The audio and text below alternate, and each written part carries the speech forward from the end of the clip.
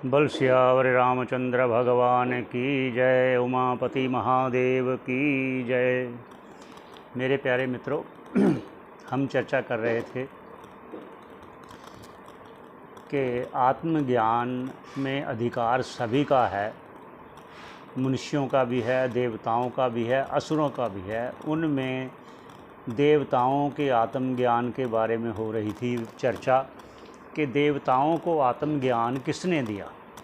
जिस प्रकार मनुष्य एक परंपरा द्वारा श्रोत्रिय ब्रह्मनिष्ठ गुरु के पास जाकर आत्मज्ञान प्राप्त करता है, उनकी सेवा शुश्रूषा करके, तो ऐसे ही देवताओं ने प्रथम बात हुई कि एक इंद्र, और ये फिर पुनः कह देते हैं कि हर मनवंतर में एक देवराज इंद्र होता है, बस उसकी आयु इतनी ही है। तो फिर पुनः दूसरे मनवंतर में दूसरा इंद्र, तीसरे में तीसरा, इस बार सातवां है, सातवां मनवंतर और सातवां इंद्र।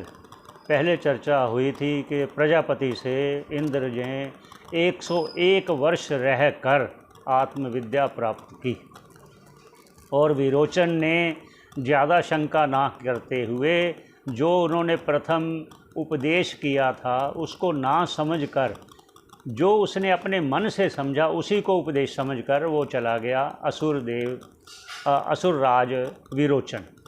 अब हम दूसरे इंद्र की बात करते हैं कि दूसरे इंद्र को किसने आत्मज्ञान दिया, आज उसकी चर्चा करेंगे। तो ये एक केन उपनिषद है, उसमें इसकी चर्चा हुई है।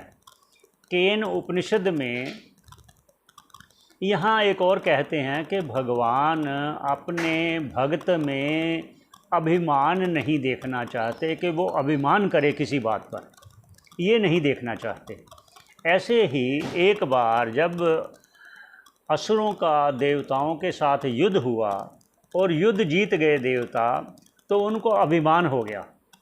बस वो जो अभिमान है कि हमने युद्ध जीत लिया, इस अभिमान को जानकर, क्योंकि कहा है ईश्वर सर्वभूतानां हृदयेषु अर्जुन तिष्ठति, सभी के हृदय में वास करते हैं, वो चाहे देवता हो या मनुष्य हो या कोई, सभी के हृदय में वास करते हैं।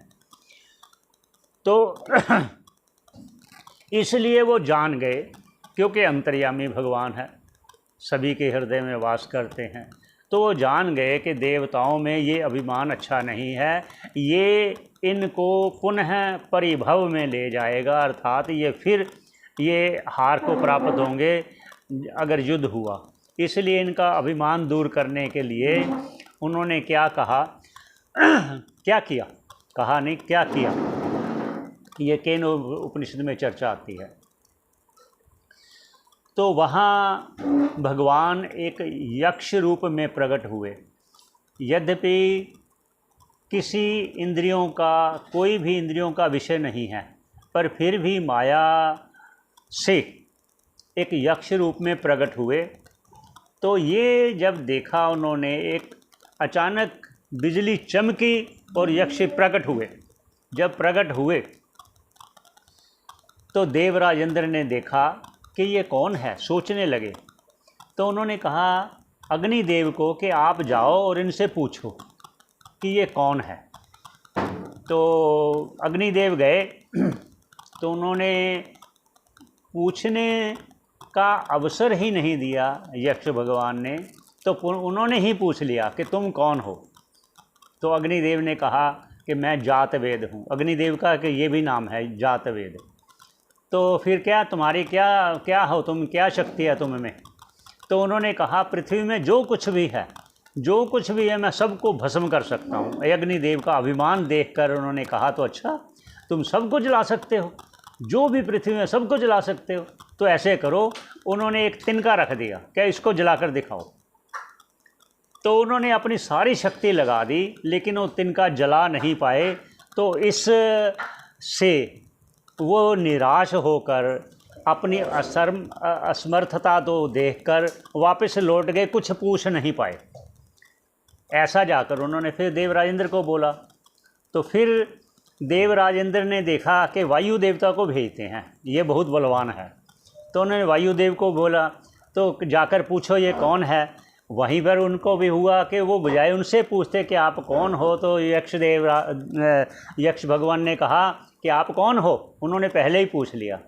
तो उन्होंने कहा मैं मातृश्वा हूँ, मेरा नाम मातृश्वा है। वायु का एक नाम मातृश्वा भी है।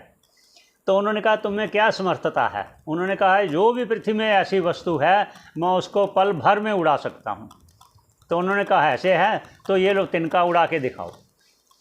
वो तिनका फिर उड़ा नहीं पाए, सारी शक्ति लगा दी। वो निराश होकर वो भी लौट गए। पूछना तो दूर की बात है कि आप कौन हो, वो चले गए।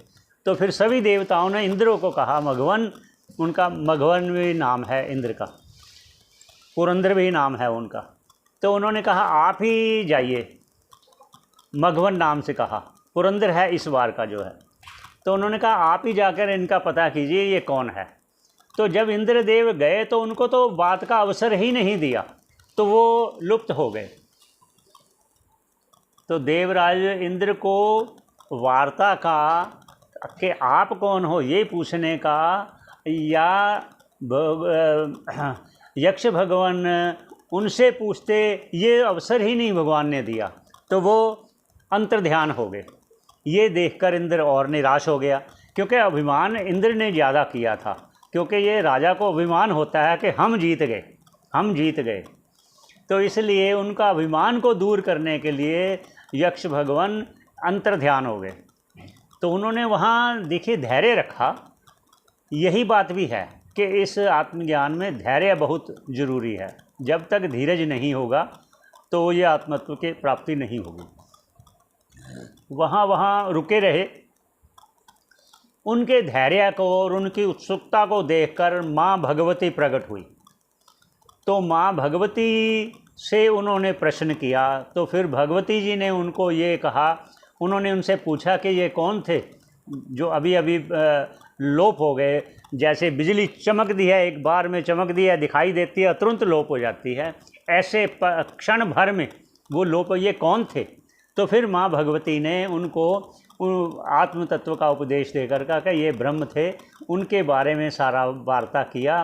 फिर उनको जब भगवती ने कहा कि आप ये कार्य है, आपका ये कार्य करने के लिए स्वयं भगवान आए, तो उन्होंने उनका अभिमान चूर करने के लिए, अभिमान दूर करने के लिए, क्योंकि देवता भगवान को अति प्रिय हैं, इसलिए वो असुरों से भी युद्ध करने के लिए उनकी सहायता करते हैं।